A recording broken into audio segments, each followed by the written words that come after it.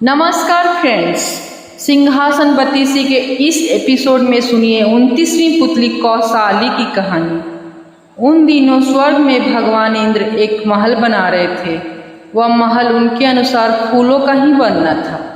भगवान इंद्र को अचानक राजा विक्रमादित्य की याद आ गई। उन्होंने तत्काल ही अपना सप्तरथ भेजकर राजा विक्रम को बुलवाया और उनसे उन्होंने पूछा, राजा विक्रम, मैं फूल का महल बनवाना चाहता हूँ और इसे आपको बनाना है। यह कौन सी बड़ी बात है भगवान इंद्र, मैं तैयार करवा देता हूँ। आपका महल कितने दिनों में आपको तैयार चाहिए? बस 10 दिनों में, क्योंकि उस नए महल में हमें सुप्तलावन यज्ञ करना है। ठीक है, मैं तैयार करवा दूंगा, राजा विक्रमादित्य ने कहा। राजा विक्रमादित्य तत्काल ही जमीन पर लौट आए और वहां से वे अपने दूत बलि की सहायता से वे हिमालय पर्वत के उस दानव देश में पहुँचे, जहाँ वे कभी एक लड़ाई जीते थे और सभी दानव उनके अधीन में आ गए थे।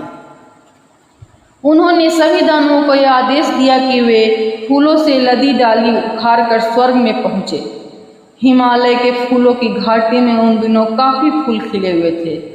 सभी दानवों ने बड़े बड़े फूलों को ही उखाड़ना शुरू कर दिया और एक साथ कई कई पेड़ों को अपने कंधे पर लादकर वे स्वर्ग पहुंचने लगे।